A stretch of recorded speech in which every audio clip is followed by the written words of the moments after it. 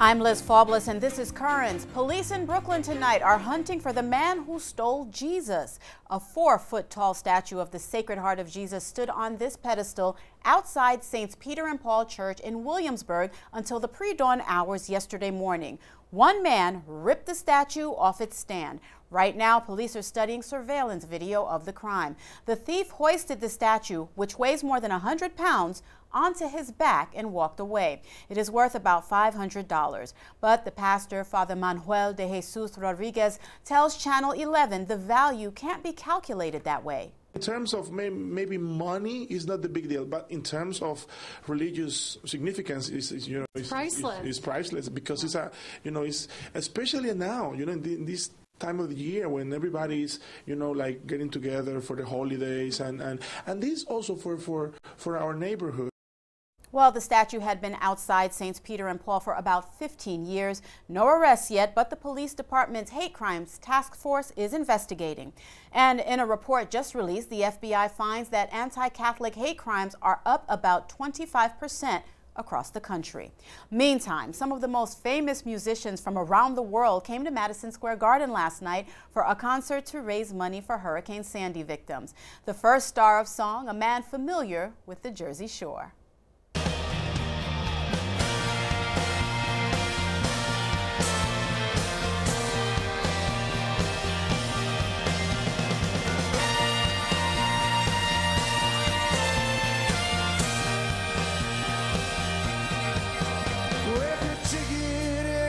Suitcase, thunder's rolling down this track. Well, you don't know where you're going now, but you know you won't be back. Oh, Springsteen was later joined on stage by New Jersey's John Bon Jovi, and another headliner from our area, Billy Joel, wrote special lyrics for the night. Turn our power down while Staten Island drowned. But we went right on with the show.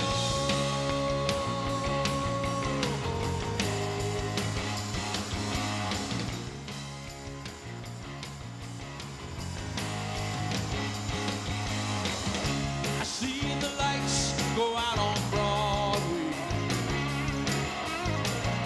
Saw the ruins at my feet. You know we almost didn't lose it. We're seeing it all the time on 42nd Street. They burned the churches up in Harlem. The Rolling Stones, The Who, Paul McCartney, and New Yorker Alicia Keys joined more of the biggest names in the business for performances seen by an estimated 2 billion people. Meantime, a publicity stunt a few blocks north of the Garden is gaining some attention and discussed. The atheists are at it again, this time in Times Square. A billboard with a picture of Santa Claus above one of the crucified Jesus, captioned with the words, "Keep the merry, dump the myth," is being ignored by most people. Those actually commenting call it repulsive. The atheists paid $25,000 to post that billboard. At the same time, a beautiful nativity gift given freely from the heart now adorns the Vatican. Pope Benedict viewed and blessed the scene yesterday, the feast day of Our Lady of Guadalupe, presented to him by the Mexican state of Michoacán. Handcrafted in wax, the figures of the Holy Family, the shepherds, and the wise men are modeled after local Indians. The rector of Mexico City's Basilica of Our Lady of Guadalupe expressed his joy at being able to bring part of his homeland to the Holy Father. It's very exciting to bring His Holiness our music, our song, our dance, our food. It's what we are, what we feel. The exhibit, Mexican Christmas at the Vatican, opens to the public today. At our St. James Cathedral Basilica here in Brooklyn, yesterday's Guadalupe Feast Day provided the opportunity for all in our diocese to enjoy the Mexican culture.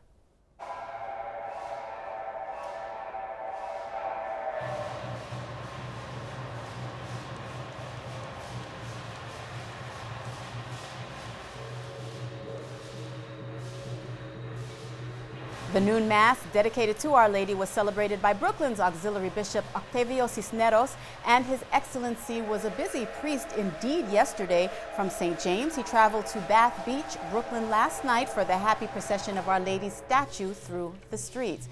First, though, Mass, a fitting way to close a wonderful feast day.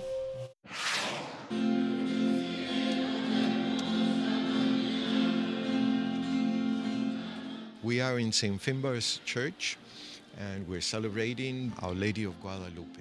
From the very beginning, she has brought the faith first to the indigenous people and throughout the centuries up to our day. So it's a day of feast, it's a day of enjoying God's gift of Mary and Mary's gift of God with us. It's an opportunity for the Mexican community, which is here in St. Finbarr's a very long time, about 12 years now. It's still the largest in the area. They come together to have a great celebration. It links them back to their homeland, but most importantly to their faith. Their devotion to Our Lady of Guadalupe, the Blessed Mother, is something that they've carried with them all in their journey from where they immigrated from to here in their troubles, the times that they have here in the United States. The Blessed Mother has always been there for them. So this is really a great celebration.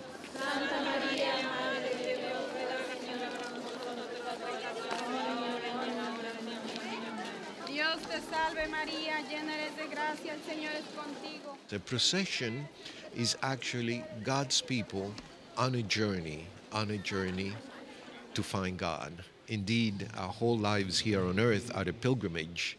So it's always a sense of moving on to find God in our lives. The Blessed Mother is important. We revere her, we honor her, always to lead us to Christ. And so if Mary gets them through the door, she pushes them through the door, and they wind up at the altar. And from the experience of these masses, we have the young kids, but we have people who are able to marry in the church, people who have made their promises for whatever difficulties and addictions they may have in their lives. All of that's left at the altar, and the Blessed Mother is making that possible. She means a lot to me. She is the Mother of God. You know, coming out and showing respect. And, you know, we ask her for a lot of things during the year, for her blessings, for health and everything. So one day a year that we come and basically we salute her for everything that she's done for us. To be the Mother of God must have been something very wonderful, but on some levels, so very sad to have gone through what she did. So I feel I need to honor her as mother and woman. I feel very happy. I'm glad because now everybody could see what the Lady of Guadalupe means to us. We just don't take her around the block because we want to. We do it because we want people to see we love her, we care for her. The Blessed Mother will lead us to Christ, and Christ will work on us, but it's every week. It's not just once a year. And so hopefully the faith increases enough to sustain them and their families. Mary is a woman of hope for all of us. So in this celebration and every celebration that we have in every church, it should be a moment of hope. Well, from the hope brought to us by Our Lady of Guadalupe, we now turn to the absurd. Discussing the Nativity of our Lord on the Today Show yesterday, NBC's medical editor Nancy Snyderman joined in. She's off camera as she starts to speak. I don't like the religion part. I think religion is what mucks the whole thing up. That's the only reason why. That's the only reason for me to have the holiday, quite frankly. I don't like the religion part. I think that's what makes the holiday so stressful. Well, reports say this is not the first time Snyderman has been critical of Christmas. By the way, new research as to why we celebrate on December 25th. A biblical archaeologist says St. Augustine and other scholars from the 4th and 5th centuries believe Christ was both crucified and conceived on March 25th. Thus, Christmas on December 25th, 9 months later. Up next, the missionaries and the refugees, a moving story as Currents continues after the break.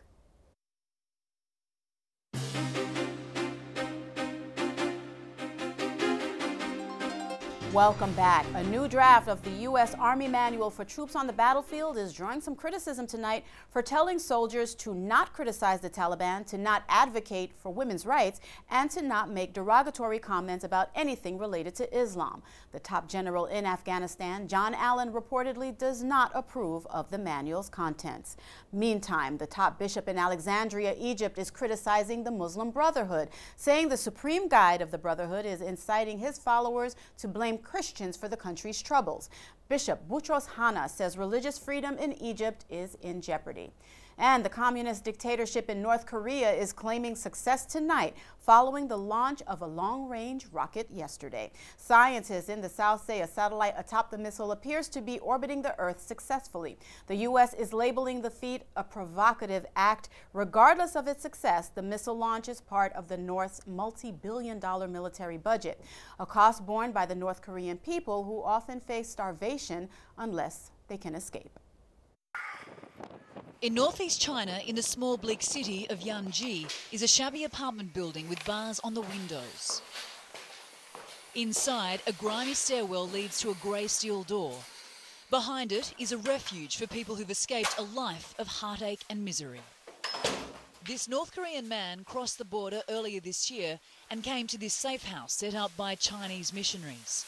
He left after his wife and son died from starvation. His surviving daughter is still in North Korea. I came to China to find work and save some money for my daughter. I don't want her to die as well. He is one of more than 50,000 North Koreans who are believed to have fled across the porous border and are now hiding in China. The exodus began in the mid-1990s after the devastating famine broke out across the country, claiming more than 2.5 million lives. The country is dependent on international food aid. UNICEF believes 1/3 of North Korea's children are severely malnourished, which is why so many question leader Kim Jong-un's decision to spend billions of dollars on nuclear technology when his people are starving. The regime says that if the US bothers us, we have powerful nuclear weapons to defend ourselves. The North Korean regime denies it's developing nuclear weapons. It claims it aims to send a satellite into space. North Korea's rocket launch places China in a very difficult position. Beijing is Pyongyang's chief backer, propping up the impoverished country with food and financial aid. The international community constantly pressures China to use its economic leverage to stop North Korea from developing its nuclear weapons program, something Beijing has been reluctant to do. Beijing doesn't want North Korea to become a failed state because millions of refugees would flood into China. It could also bring about the formation of a unified Korea, and experts say Beijing doesn't want to lose its influence in Pyongyang. This elderly couple doesn't care about the rocket or the regime's propaganda. They fled North Korea in 2011, not by choice, but out of necessity. We came to China because it was too hard to live there. My 3 children died of starvation. The 3 burial sites are in front of the house. How can we live there? With little motivation to live, they say they'd rather die in China than in their impoverished homeland. The missile launch is likely to result in new international sanctions against the communist government, including further cuts in much-needed aid. Welcome back. A couple of sports stories to report tonight. The 7 Catholic colleges that play basketball in the conference called the Big East, including our own St. John's, are thinking about quitting the conference and forming a new one of their own. The sports channel ESPN is reporting the schools held a meeting with the Big East commissioner. Now, if they do go their own way, they might make money from television rights. And New York's vibrant Jewish community now has a new Yankee to cheer next baseball season. Kevin Youkilis has signed with the team. He's one of only about 40 Jewish ball players all time to play in New York. But it may take the fans a little while to warm up to Youkilis. He used to play for the Boston Red Sox.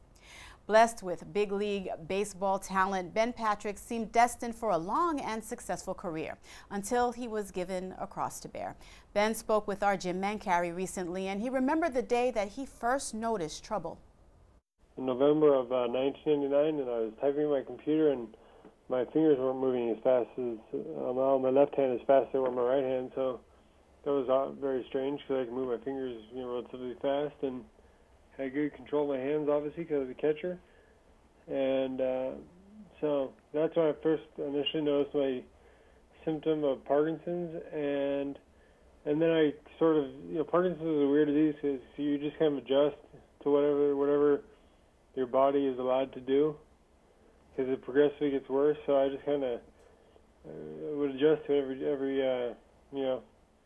every year and just kind of keep playing with it, and it was affecting my play, but I was stubborn enough to think that it wasn't for a while, and in denial, and it was a weird time for me, for sure.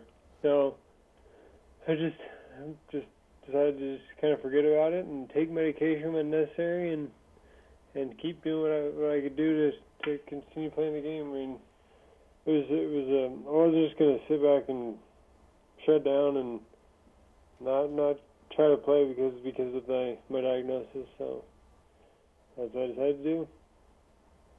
Now, how difficult, though, was it when you decided that you were going to play through it?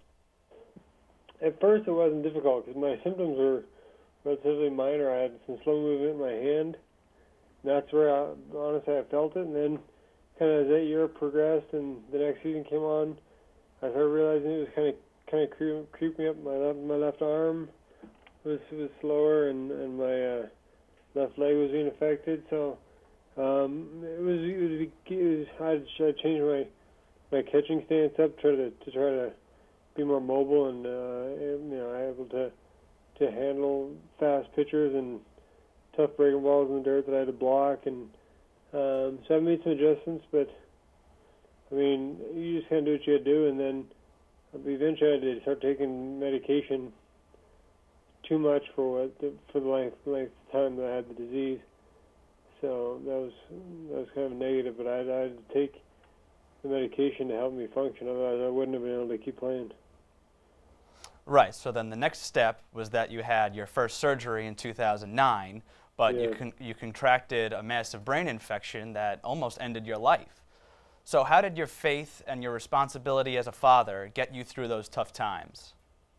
Well, going into the surgery, I was pretty much on my own program. I mean, as far as my faith goes, I've always been a believer, and I've always gone to church, but I haven't had a very personal relationship with Christ, and so, just when I had that infection, I was in the hospital, and I went through a 4-day span where I was such a miserable person, and my physical abilities were limited greatly. I couldn't go to the bathroom myself. I couldn't feed myself. I was really down and out, and I had a night where it just was a total wreck. And I realized that I was still trying to control things myself instead of letting God take over and just trusted that things are going to work out somehow. And God had His plan for me, so I just kind of prayed that night that to kind of help me get through this and let me trust in You more. And sure enough, I was able to get out of the hospital a few days later and recover, and I decided to do the surgery again, and so that's what we've done. Right, so then you had your successful brain surgery in early 2010. Now, earlier this year, Ben released his memoir entitled 40,000 to 1, which compiles short stories from his life. So tell us, Ben, how did you arrive at the title of this book? It was Scott Brown, the co-author, came up with the idea, but the title is, my job and my life revolved around baseball for many years, and playing in front of 40,000 fans. And then when I retired because of the disease, and it was now a stay-at-home dad while my wife was out working, my main job, my main fan was my number one daughter. So going from 40,000 fans to a fan of one, which is my little girl. So that's kind of where we got the idea for the title. Now, Ben is also the founder of Faith in the Game, an online blog in which athletes share their stories of faith. What gave you the inspiration, Ben, to start this blog, and how has that been a great way to share your faith? Well, my journey with Scott Brown, the co-author of the book, has been really neat for me because he's got a background in publishing, editing, writing, all that kind of stuff, and I don't have a clue about it. So he's kind of helped me along the way, and I wanted to have something where I could, share my faith some and stories, and that's kind of how the book ended up coming about, was because I was writing some stories for the blog, and I had a lot of people say that they liked the stories, and So we interviewed some other athletes and whatnot, and we're hopefully someday going to have a book published from some of the interviews we've done for Faith in the Game. So it's been a really neat project and really fun for me to. It's really helped me stay on top of my reading. I try to read every day in the Bible and dedicate some time to God and make sure I'm staying in check with Him, and so it's good for me to stay on top of things and share what I'm feeling about certain situations and whatnot with the followers that I have on that. Now, be sure to check out Ben's blog at faithinthegame.tumblr.com. Ben, thanks so much for spending some time with me today. Your story is truly inspirational, and keep up the great work with the blog. Yeah, Jim, thank you. Well, obviously the Parkinson's affecting his speech there, but such bravery and faith. An excellent interview by our Jim Mancari. We also have excellent medical news tonight from Chicago. Cardinal Francis George is saying that his doctors have found no signs of cancer in his body. Cardinal George had been undergoing chemotherapy treatment. This is his second comeback from cancer. He says he tolerated the treatment well, but has cut back on his Christmas schedule. When we return, the sensitive Pope, a bright Christmas and lessons of the season after the break. Welcome back to Currents. The Vatican is publishing a new children's book, and it reveals the Pope as a very sensitive soul. So say the Holy Father's personal secretary. The volume is titled The Mystery of the Little Pond and shows a Pope who pays attention to the littlest creatures, perhaps a good Christmas gift. A perfect Christmas gift would be a donation to the Bright Christmas campaign conducted by our diocesan newspaper, The Tablet. Bright Christmas has been making the holiday a little brighter for those in need for the past 40 years. This year's focus is on the victims of the hurricane. Now, gifts may be sent to Bright Christmas in care of The Tablet at 1712 10th Avenue, Brooklyn, New York, 11215. And finally tonight, as we head toward Christmas through the season of Advent, we went to Douglaston, Queens to hear the Word of God spoken and in sacred music.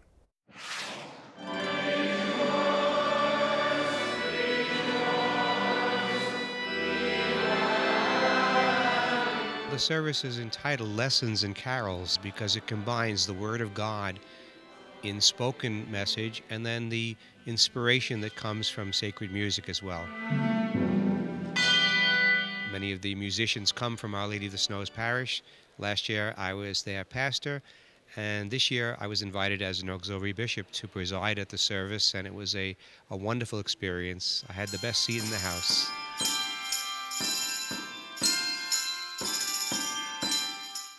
It's been my second year since I've done this. I remember when they first had it, Bishop Ray decided that we should have the bell choir. It's pretty complicated, but it's worth it because in the end you're proud of what you did. What I love about it is the range of the music. They do medieval carols instrumentally. Then we have the Glory of the Lord. Who can do better than Handel?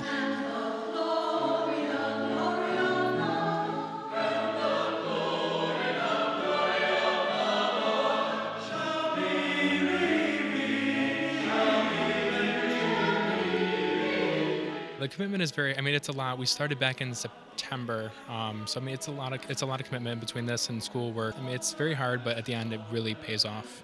It just helps to go into your heart, which is where it all starts.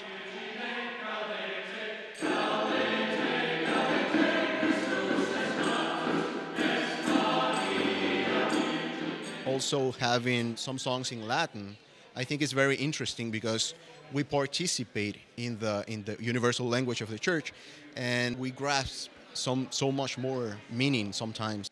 For today, in the city of David, a Savior has been born for you, who is Christ the Lord. This is my third time coming to the Advent Lessons and Carols. In a sense, it was different because, I'm older, and every time you listen to something about the Gospels or the readings, you always get something new depending on where you are in your life and what God is trying to say to you.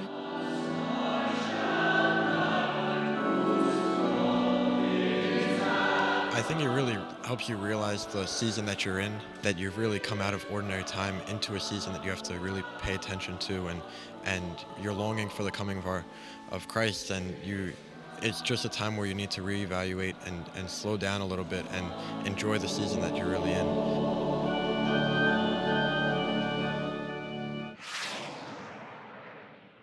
And thank you for joining us. We leave you with more from the concert for victims of Sandy. For all of us here at Currents, I'm Liz Faublas. Thank you for watching and have a good night.